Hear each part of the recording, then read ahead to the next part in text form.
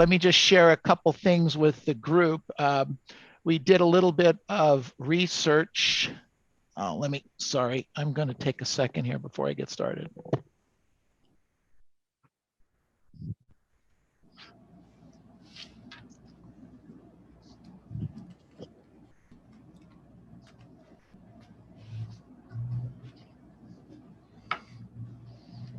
Okay, you guys there?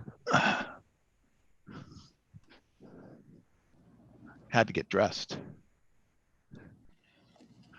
All right, good stuff.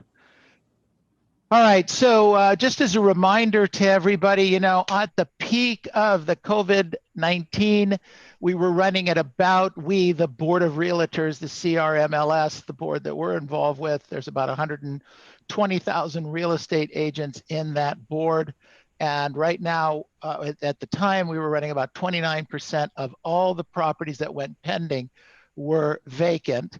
So we had a big push for our group anyway, with working on trying to get more and more of those vacant properties. And a lot of those are for rent by owners, and you guys have done a tremendous job with that. The numbers dropped a little bit. We're running at about 22%, but 22% of all the properties that go pending are vacant. So there's still a giant opportunity in that marketplace. We also did some research where we found that 23% of all the new listings that came into the multiple listing service last month were condominiums.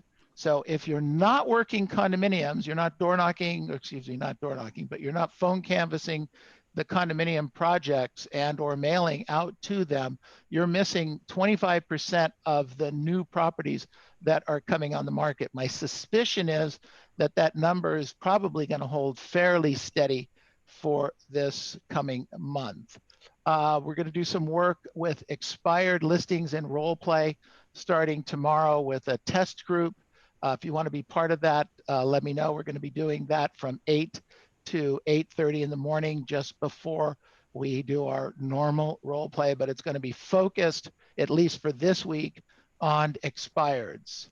So let us know. We've got some fun things that we're planning. So that's from 8 to 8:30.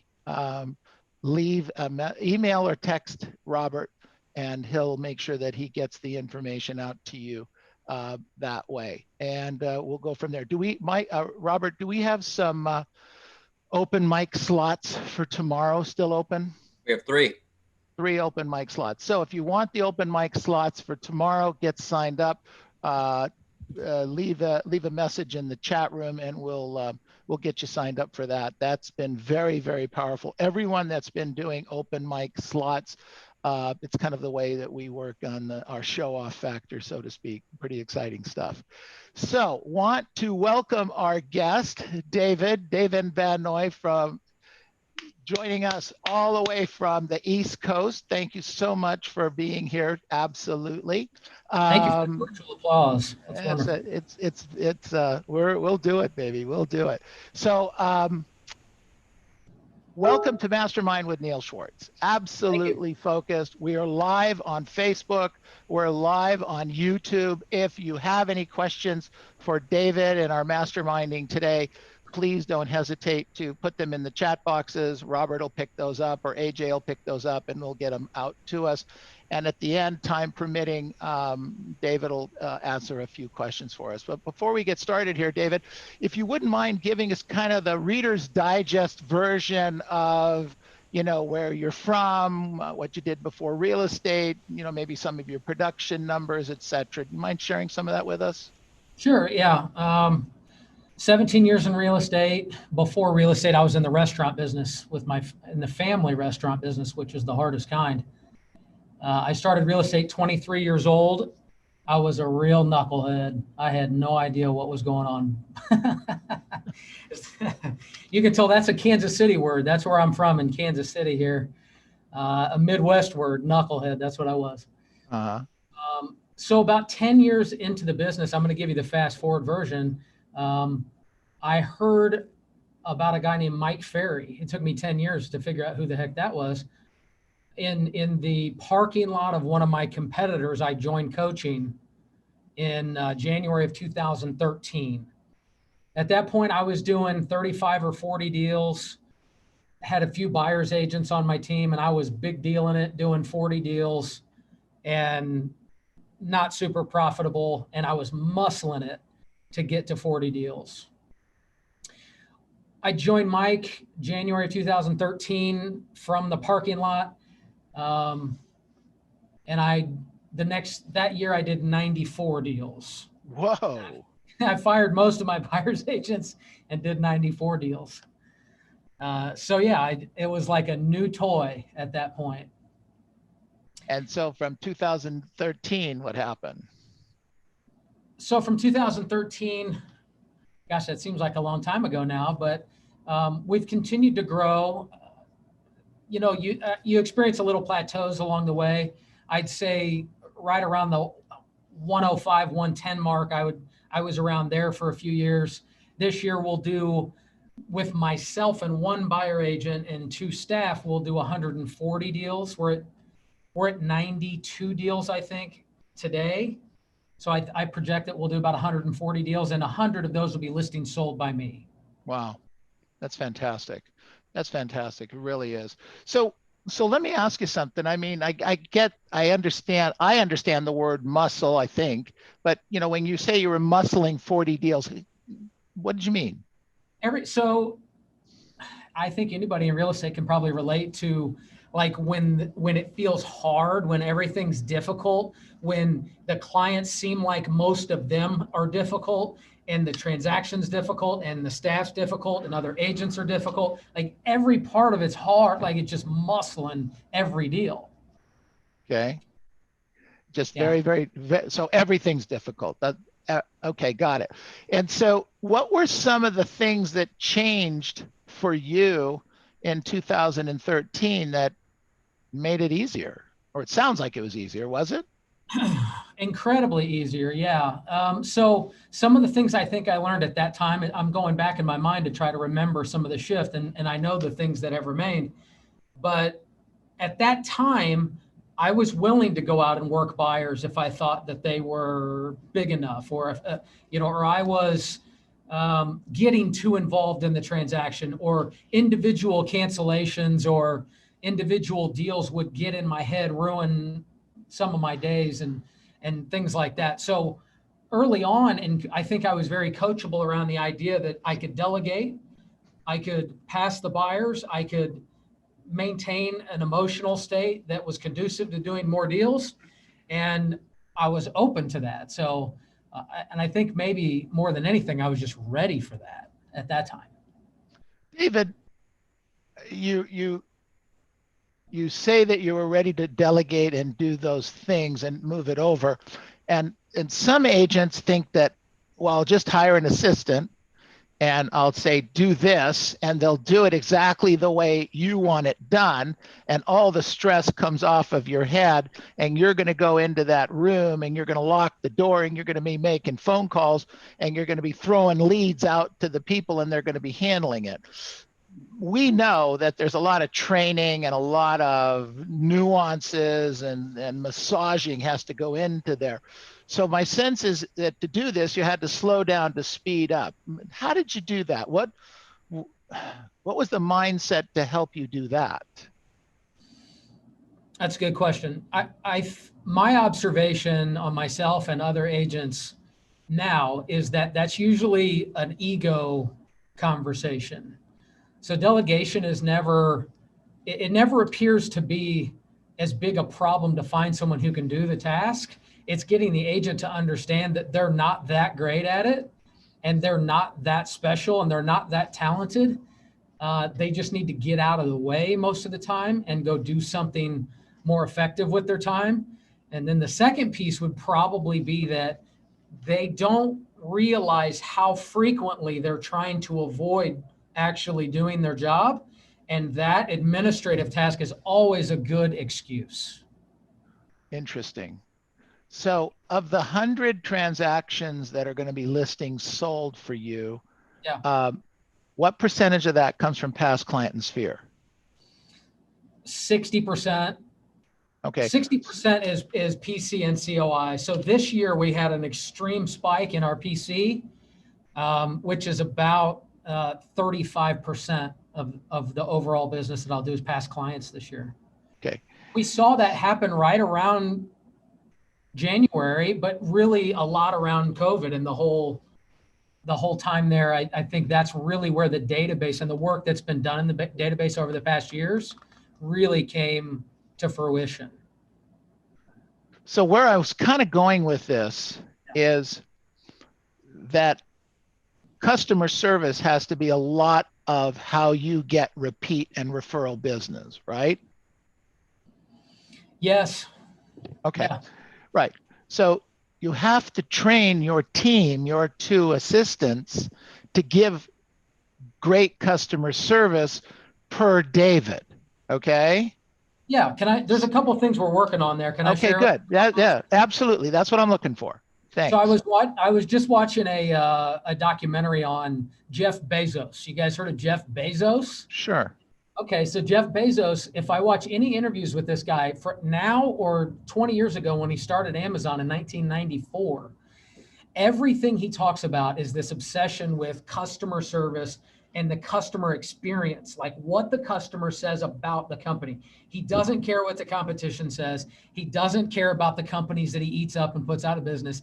He cares that a customer is happy with the interaction and continues to come back. So I was doing more research on this idea, and through the book, the Net Promoter,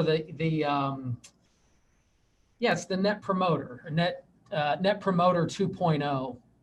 They talk a lot about how to rank your customers and ask them questions based on their experience with the company. So today I was working with the team on the question, we have a lot of transactions, but do we have enough interaction with the client during the transaction that we have an ability to ask them at the beginning of the transaction, if I do a really good job for you, if I do all of these things that I promise in my plan and I get your home sold and I get you this amount of money, are you willing to share me and my information with your friends and family and other people that need my help? And at the beginning of the transaction, this is like the agreement, because we think a lot of times the agreement is, are you going to hire me? And then at the end of the transaction, that's over. That will show up in your numbers. And at some point you will be thinking, I've sold all these houses, but nobody ever goes out of their way to give me more deals. So the initiative right now, and I wasn't good at this 10 years ago, but right now the initiative to get better is at the beginning of the transaction, review the agreement. So you've hired us, we've gotten started. If I do all of these things that I said that I would do, which I do fully intend to do, by the way, will you refer me willingly to people that need my help? And then once there's benchmarks in the transaction, so once we receive the offer, are you happy with what the listing coordinator did? Did Kelly do a good job for you? Did she follow up on everything you asked? Do you feel like I did a good job getting the offer? Are we still online with you fulfilling your end of the agreement? And do you know anybody that needs my service at this time? And then once the resolutions are done and once the closing happens and a month after closing, we review that agreement, which was if I said I did everything that I told you that I would do, you said you would send me you would send me referrals. So that's the part I think that we miss a lot, that we can all do a better job at, is letting them know exactly what our expectation is. And if you set it up that way, I think you'd be really surprised at the amount of people that really want to do that. I think that's great. That's fantastic. I don't think I've ever heard it put quite that way. Thank you. I think that'll help a lot of agents. Like you, and maybe it's the COVID, not maybe, that's part of where we are, is that everyone's been a little bit more focused on their past client and sphere, because at the end of the day, isn't it interesting? That's all the people that we really could connect with. It's hard to connect with. You can't go door knocking. You can't get the open houses, all those kinds of things where we used to get business before. We have to get business from where the business is right now. So it's fascinating stuff. So it sounds to me like COVID didn't stop you, it actually helped you. you asked me to you told me that you might ask me something like that. And I thought about what happened to our business over COVID. And I guess that's still happening, right? So, in real estate, I think it's smart for everybody to have what we call a do-over file. Some people put like the day after Thanksgiving in their do-over file every year. Like, I should work that day. That's a good day to work, right? And so that goes in the do-over file. Okay, so got it.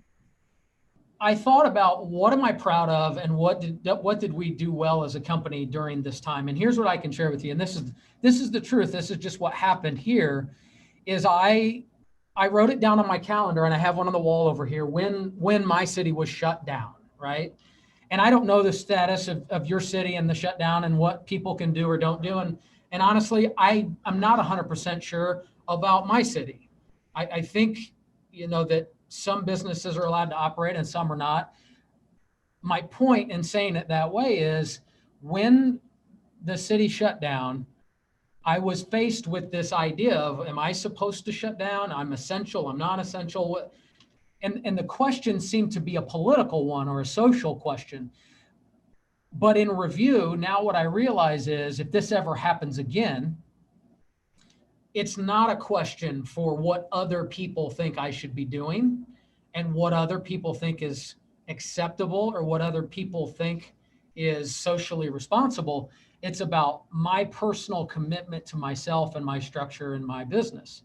So I can honestly tell you that when the office sent out an email, and I don't know what happened at your company, and this isn't a judgment on anybody else or the way they handled anything, but when my company emailed me and said, this is how we're going to handle this, I replied to my broker and said, this does not apply to me. And I just said, this doesn't apply to me. And I can tell you that from the time it started until now, I have not missed one day of work at this office. Wow. Not one, not a half day. And there was a moment, honestly, where I thought, maybe this is bad. Maybe people are freaking out. And I emailed Mike Ferry. I can tell you early on, I said, Mike, people are freaking out. I'm still working. What should I do? And Mike responded in typical Mike fashion. He said, this is a wonderful, stressful opportunity for great agents like you. Yeah. And so what I thought about in terms of this call or what I thought I could bring to anybody, because I usually don't do stuff like this, but I thought if I could help one person with one message, it would be the idea that there's always going to be a group of people that don't agree with your decisions. There's always going to be a group of people that think you're extreme. In 2013, when I joined coaching, I had triplets that year. I had 3 children at one time. No, you're the guy I talk to at role play every morning. No, that's not me. So at that time, people were like, you can't work for 50 hours a week. You need to be at home. Right. And I didn't do that at that. That's when my business doubled, by the way. When the kids were born, that's when it doubled. I told the team, we're going to double the business again out of this time, which is COVID, because this is the opportunity that I'm looking for. When everything's difficult for everyone else, that's when I'm the best.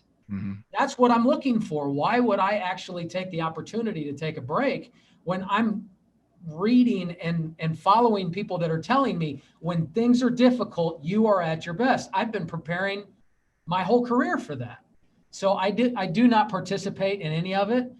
And that's not a political statement. It's not a social statement. That is personally my decision to be invested in my schedule and my freedom every day. Good for you. Good for you. Good stuff. Well, it shows, and you're doing it, and you're leading the way in your community. So good for you. I love that kind of stuff. So let's talk a little bit about the mechanics, a little bit about the business. Okay, the customer service, the things that you guys are doing that are helping you get business. So what I think we talked about, 60% of your business is 60% of your listings taken is coming from past client and sphere. Are you do you do any mailing to them? Is this all phone calls? You kicked it up how did that, and you got what, 35% more business. Where did it come from? Was it a particular thing or a group of things? So so I've been calling the database 4 times a year for eight or 9 years. Uh-huh. So I think the accumulation effect on that is important, but I think there's something even more important than that that's happened.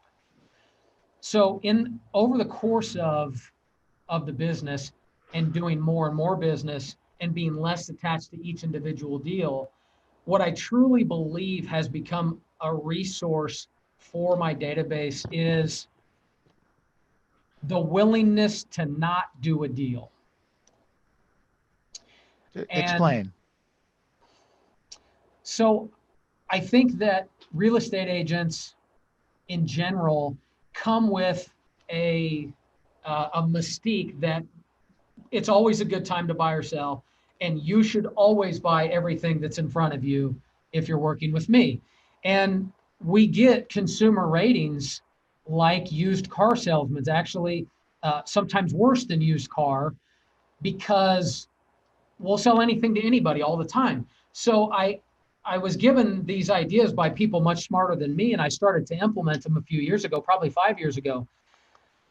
The idea was I had to be very honest about each individual deal. I have to treat every transaction like it's my own.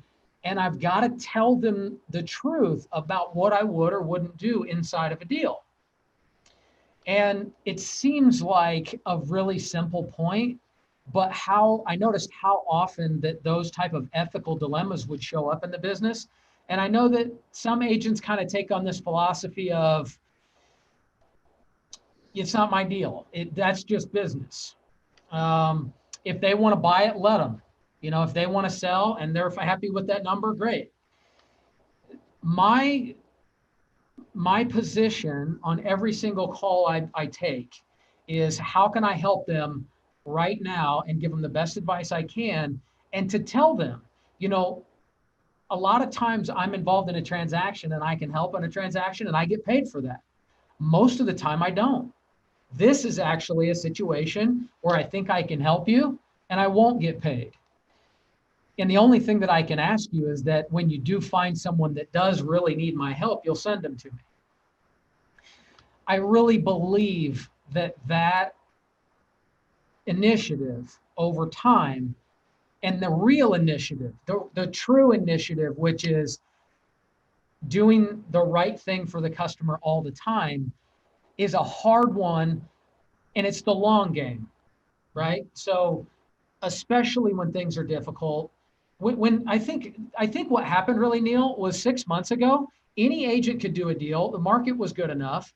And in April, what I heard was, I'm not sure what's going on. I'm not sure what to believe. I knew that I had to call you because you will tell me, good, bad, or ugly, what is really going on in the marketplace. So this image, it's not even an image, it's truly who I am, that no matter who I'm dealing with, there's going to be 100% authenticity in my response. And if they should or should not do a deal, or if they should or should not hire me, which is probably the even harder one to work on, that I am going to tell them that every time. All right. So that's the conversation. That's the image that you're projecting out there to your past client and sphere, and that's getting you that repeat and referral business from them, right? Especially when times are difficult. Got it. Yes. Got it. Okay, so the balance of this year, we have elections coming, we have interest rates actually nudging up slightly, crazy stuff happening, right? So my suspicion is that you're going to forge forward with that. Is there any changes that you'll do differently as we come into September and we start to, Christmas is coming, that kind of stuff, and you're going to be preparing for 2021? What changes will you make for that? Well, gosh, I don't know about in California, but it sure doesn't feel like Christmas is coming here. I don't know. Remember, we're summer all year long. I do know that.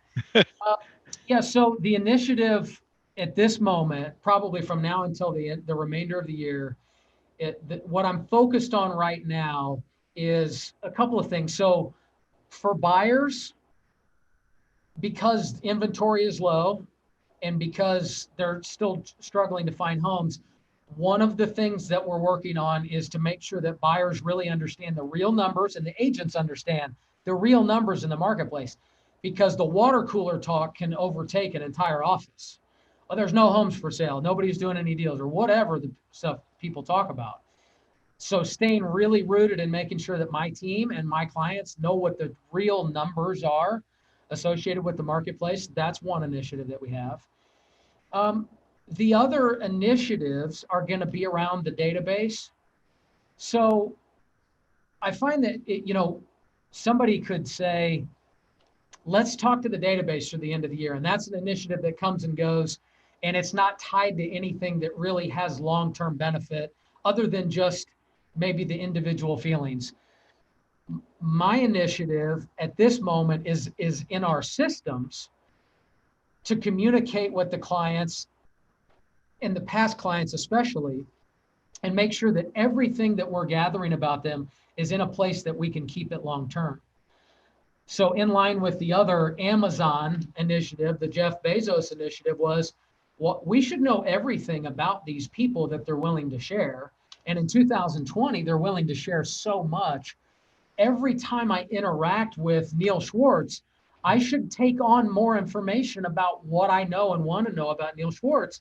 And whenever I go to do anything in the future that looks like marketing or communication with my customer base, I should be able to come back to what I did right now in regards to that information about Neil Schwartz.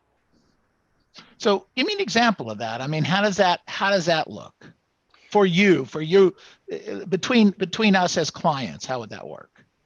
So it would just look like a phone call to the client, typically, right? But on the phone call, now I have probably 15 to 20 things that I'm looking for, that I'm not taking them through a survey, but I'm listening, right? So what the kids are doing, where people are going, if there's any movement in their job, if there's any, how's work going? Are you staying at home? Are you going to be traveling again? How's that working with the family? Is she going to go back to work? There's information there that connects them to me in way more ways than I ever thought to take advantage of. And long term, I think what that looks like is, everybody's into like predictive software right now. And that is like, tell me when these people are going to move by plugging them into an algorithm. Well, if I just listen and I understand that the guy is in this position at work and now he can live anywhere he wants to live, is he from Kansas City or is he from Albuquerque? Because if he can live anywhere that he wants, he might decide just to move back to Albuquerque. And maybe he needs to know that that is a possibility. So it's, I guess the initiative is listening, but it's also in our CRM, how much data can I gather about the people I care about? And what I can do with that, Neil, I think is endless. Yeah, totally endless. So David, you're a guy that gathers information. You're a guy that is analytical and intuitive. Okay, you have an intuition about it, that this connects with this. I sense that, absolutely. What do you tell an agent that would much rather be playing on their computer and not? I mean, you're still doing 140 transactions. In Kansas City, 140 transactions grosses you about what? $1.4 million, something like that? That neighborhood? Probably closer to $1 million gross. Okay, all right. So $1 million in Kansas City is a lot of dough. Yeah. Right? Yeah. There's a lot of buying power. So that's a good thing. What can you suggest to an agent who would love to sit in front of their computer and put all of this data in on all that information, and they're doing a deal now and then? I mean, you're not that guy. You're a guy doing a bunch of deals, making a good amount of money. So you can work with this. So how do we help that agent?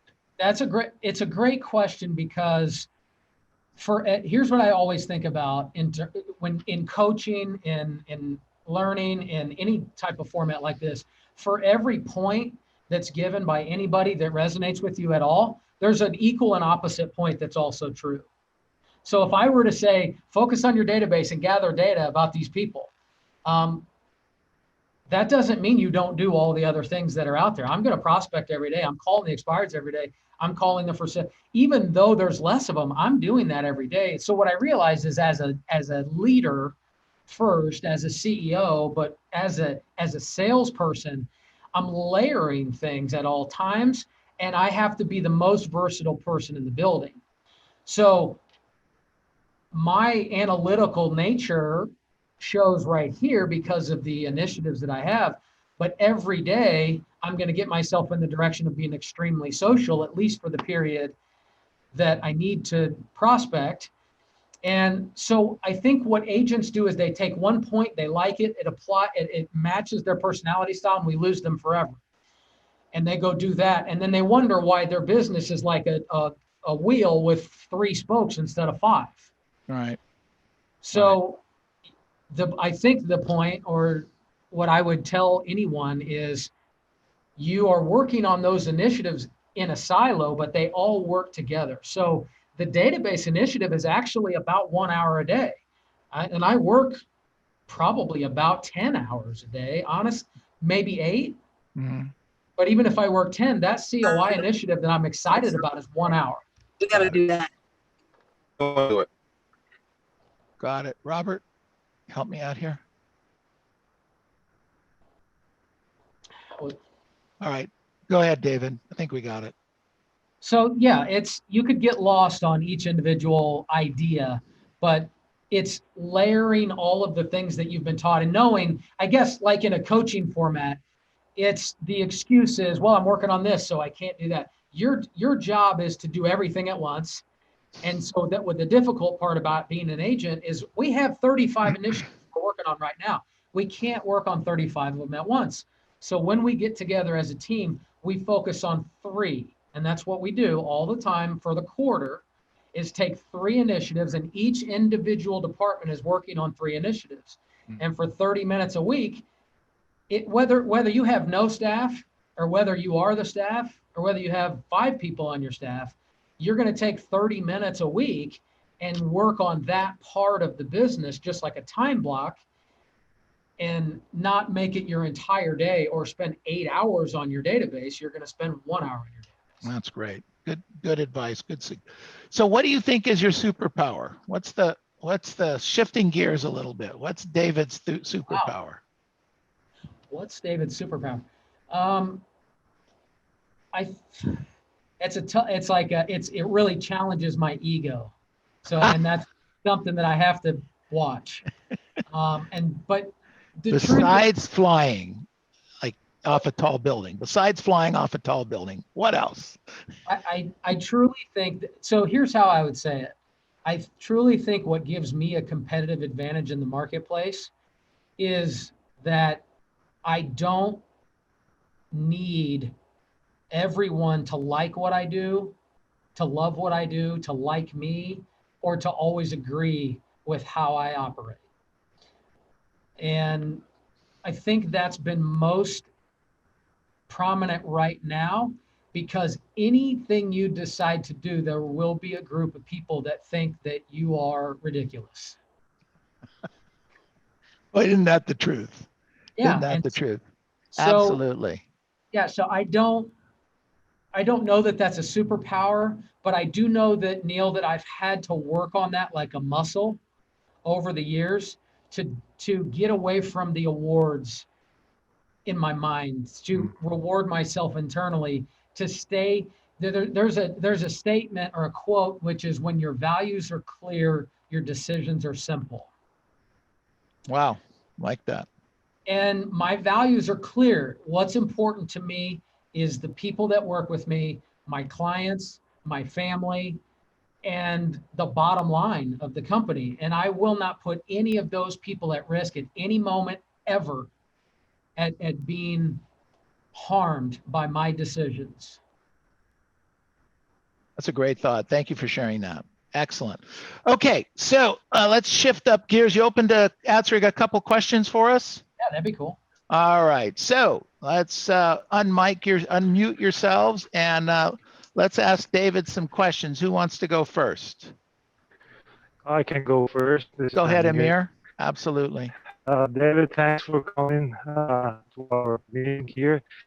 We really enjoyed it. So, got question for you in regard to where you said I was not like that, but I practiced to become like that. So, what are the practices you've done to not caring what other people think? That's number one. How did you reward yourself by doing those practices? Also, I noticed that you had good emotional intelligence, meaning like when everybody was sitting home, you were not sitting home, and you said, "I'm gonna stick to my program." How did you manage, or were you like that from childhood, or that was something that you also developed? Wow, those are cool questions.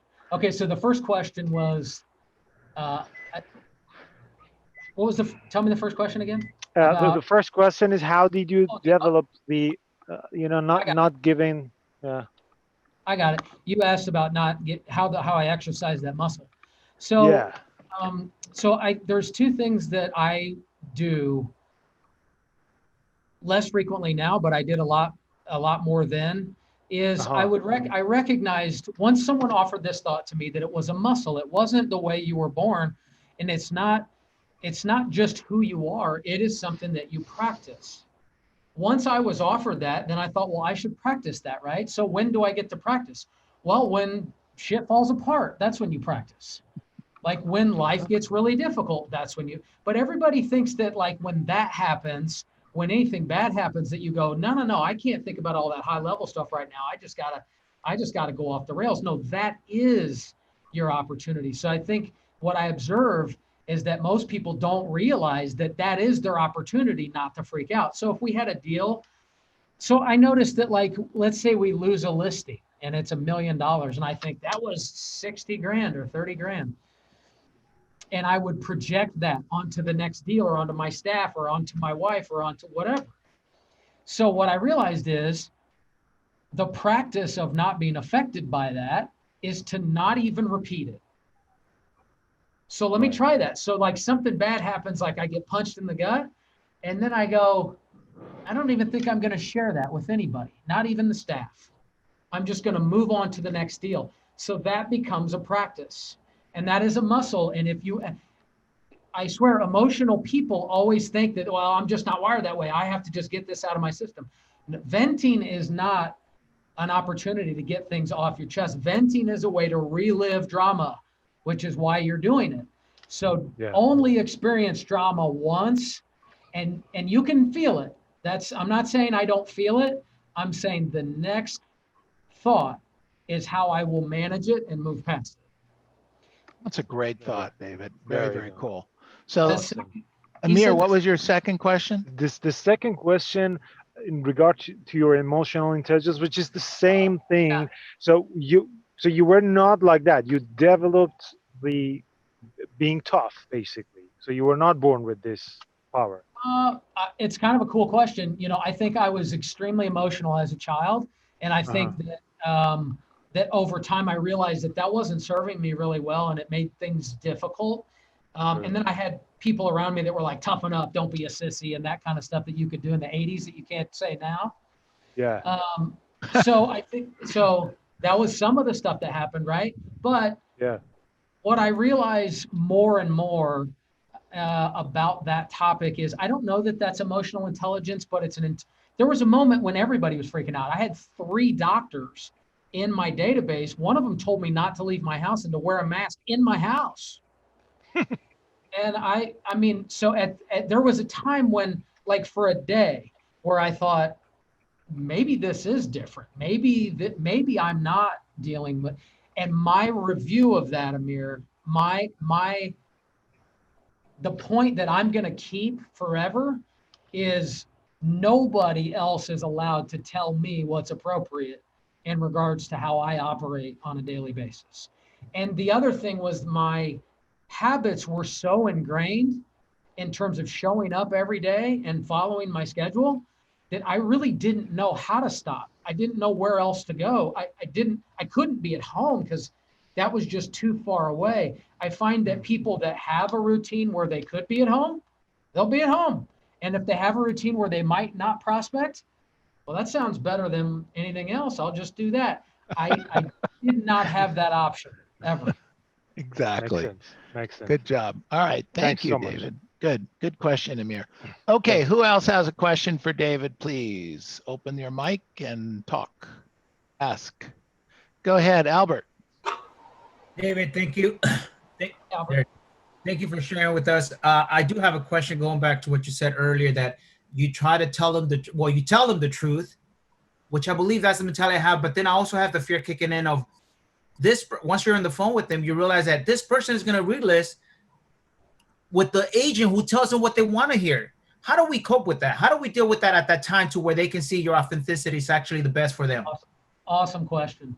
So do a little research, because we can't talk about it fully, but I'd love to, about power versus force. There's a book called Power versus Force, right?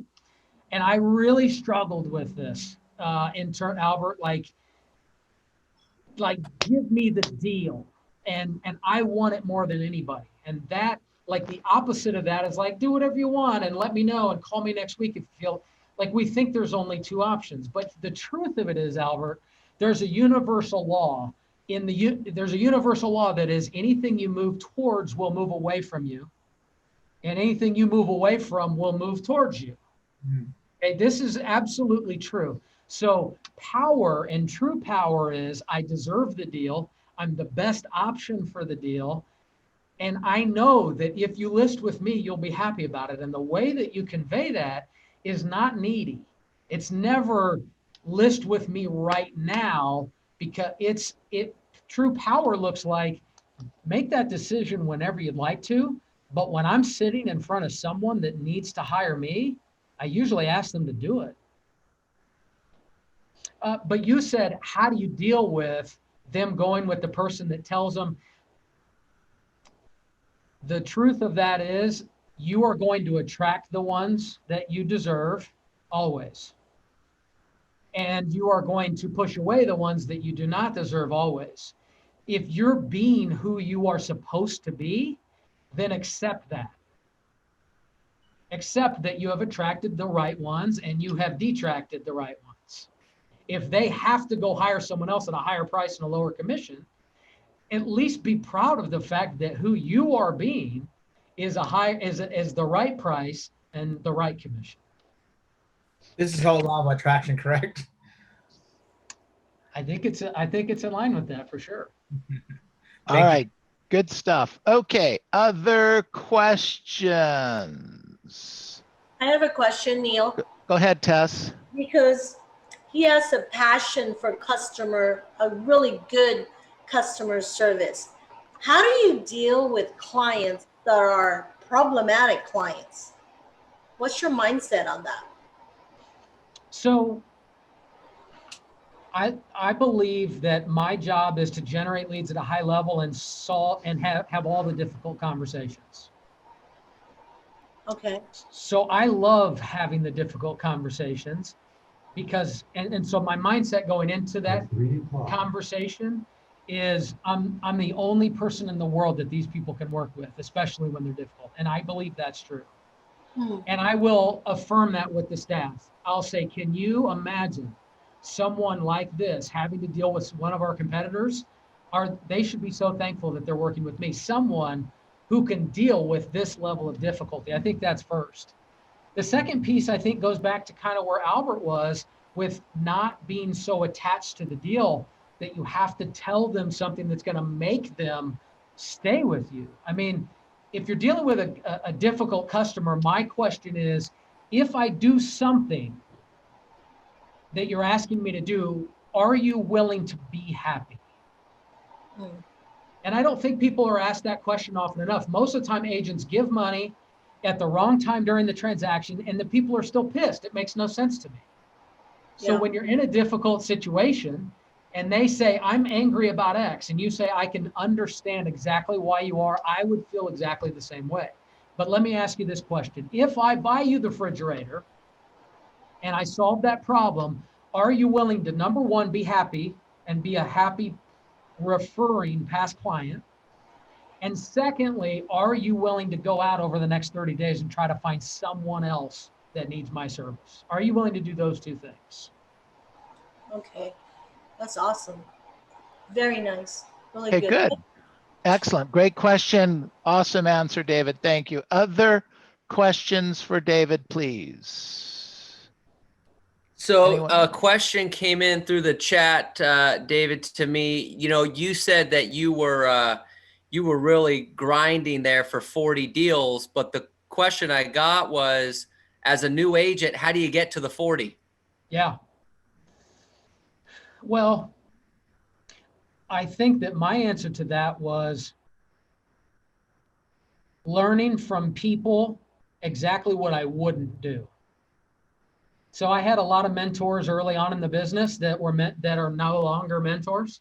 And I would make a list of all the things I would never do in the business that was just as long as the things that I probably should do in the business. So to muscle those 40 deals, it was really just work ethic was probably number one. And I imagine anybody on this call is probably starting with a good base there. And for me, it was not being willing to accept that there was only one answer on how to get there either. So it was always unconventional for me. Good. Good stuff. All right. Thank you. All right, everyone, let's unmute yourselves, please. Unmute yourselves. Let's give David a giant round of applause. Good job. Fabulous. Really, David, excellent stuff. Really excellent stuff. Thank you so much. Thanks for having me. So what we do now is we're going to take a few minutes with our group. You're welcome to stay and listen in. It's always a little bit I interesting. have some people that are waiting for me outside of this door, so I'm going to have to run. All right, you run and take care. And thank you again very, very much, David. Thank you. Again, big hand. Woo! All right. Good work. Good work. Thanks, David. Okay, so the question for you guys and gals is, what did we learn? What did you learn today from David? Go ahead, Armin. When your values are clear, your decisions are simple. Yeah, well, that was a very good thought. You betcha. Powerful statement. You betcha. Absolutely. Good stuff. Put that in our work when he says, when your values are clear, your decisions are simple. Business-wise, you can sit back and say things like, I'm always going to tell the truth. I'm always going to do this. And the things he learned from people that he said were his mentors that are no longer mentors, the things that he won't do are as much as the things that he will do. So I thought that was excellent. I kind of took it from this perspective that I'm not going to lie to myself anymore, in that if I'm going to say I'm going to be prospecting 3 hours a day for the next 240 days, that's what I'm going to do. Not surprised you think like that.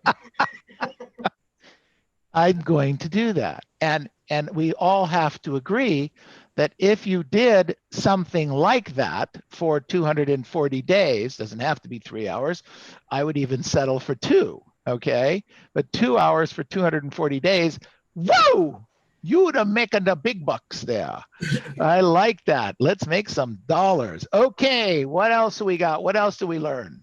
I like the fact that he used gradients. He talked about 3 30-minute times, not doing so much and overwhelming yourself, but do a little bit of a bite of something and make sure you always do it. And they're just like the first steps if you're having trouble getting something bigger done.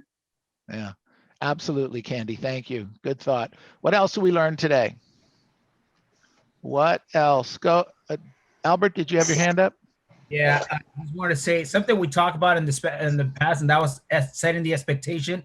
He talked about from the get-go, let them know if they were willing to give your information to their family members and refer you if they were happy. So in other words, setting it up from the get-go, there was a long-term relationship. It wasn't just once the transaction is done, that's it. What happens after that? So how about setting it from the get-go and make sure they're always going to be out there referring and putting your name out there? It's a great thought. Absolutely. Yvonne, you had your hand up? Yeah, actually, I was going to talk about that point, but I can say a little bit more. You know, in the beginning of the transaction, you know, meet with your client, you know, tell them, if I do those things I promised to do in my plan of action, achieve your goal, are you willing to go out of your way to refer me your friends, tell your friends about me. So I think that's something I need to improve. I think it's a great job. We always talk about asking for business along the way.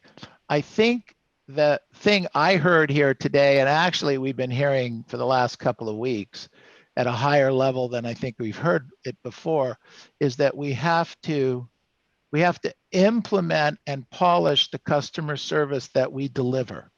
And customer service that we deliver, it comes in so many different ways and opportunities that it's just phenomenal, and we just have to keep working on that. And those are some of the classes that we've had in the last few weeks. So increase customer service, do what we say we're going to do when we're supposed to do it, and then when we ask for the business, like Yvonne's talking about, that it comes your way on a regular basis. So very, very powerful. Good stuff. What else did we learn today? What?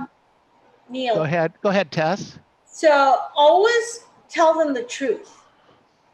And then the one that really set for me is doing the right thing to your customers all the time. All the time. All the time. All the time. It was his line, I don't know if you guys picked it up, willingness not to do a deal. Willingness not to do a deal. Okay? Willingness not to do a deal. It goes back to the very first question I encourage all of you to ask in a listing appointment. If it's possible for you not to have to sell this house and actually rent it out, could you still do the transaction and make the move? Almost none of us on a regular basis will ask that question because for fear we might lose the listing. But the truth is that don't do the deal, give the good advice, and keep the customer for life and that customer referring business to you, because every time they look at that rental and the fact that it's up $100,000, $200,000, $500,000 and it's giving them cash flow, who do you think they're going to think about that encourage them to keep it? Who do you think? It's going to be you. I'm telling you, man, that's a powerful, powerful, powerful piece of customer service.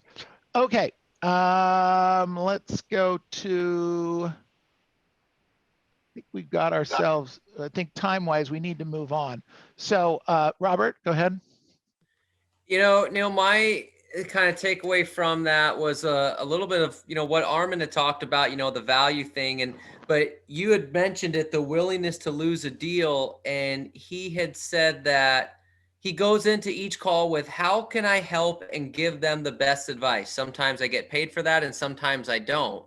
But on the value thing, kind of combining that with Armin, is that if you're going in with just the mindset of the best advice, you don't have to think about how to respond to their question. Right. Because sometimes, well, is now a good time to do this? I'm thinking about this. And we try to, well, how can I word this in a way to get a sale?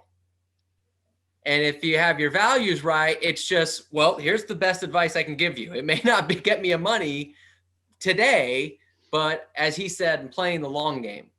Playing the long game. I'm just giving you the best advice I have, whether that gets me paid or not. Wow, that's great. I think that's fantastic. Great advice. Great thought. Okay, good stuff. I think that was, do we have